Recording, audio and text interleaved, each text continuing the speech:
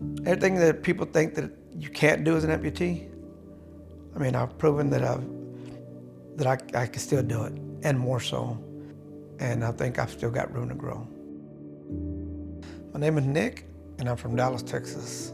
I was involved in a motorcycle accident October 17, 2011, going to work one morning. Woke up 17 days later, and I was still in the hospital.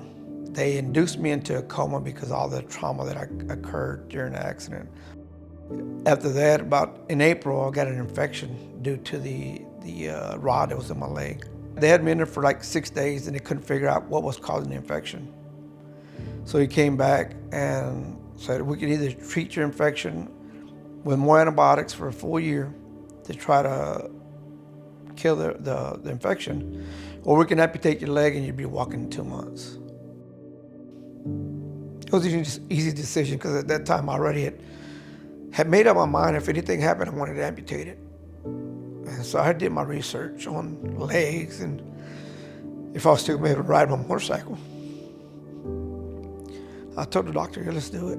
And the doctor said, okay, we'll set you up for amputation. And they came back and they amputated on April 10th of 2015. When I got my leg, I put my leg on, walked through the parallel bars for a little bit, and I was good. And I was determined to walk, so I just kept walking with it. 2 weeks later, I went to therapy. And 3 days later, they told me I didn't need to go to therapy anymore. 11 days after that, I jumped on my motorcycle.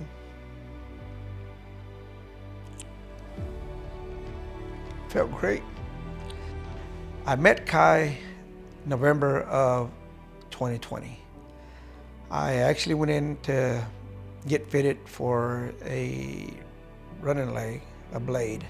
As soon as I walked into his office, and I said, yeah, I'm having some issues with my socket. It's not fitting right. And I've had it adjusted several times and I can't get it right.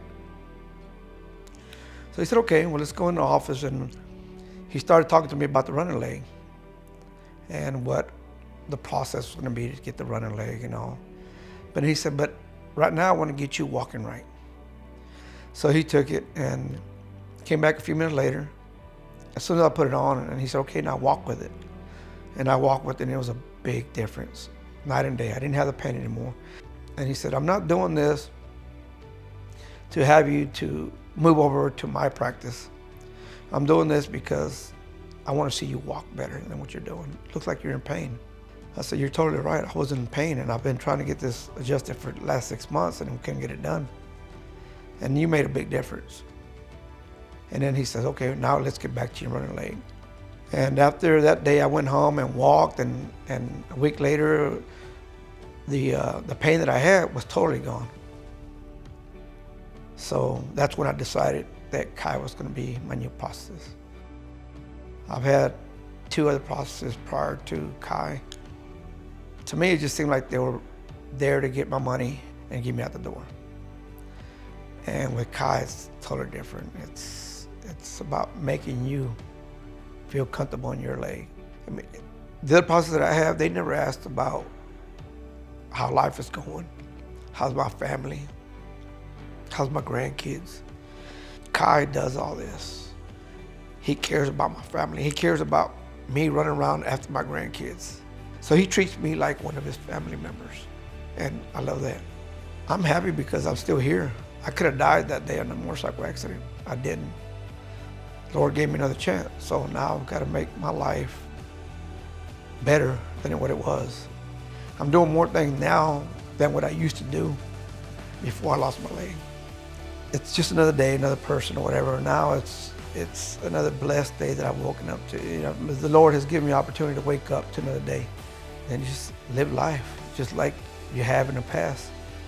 To me, I've always said it's just a bump in the road. Once you get over it, just keep going.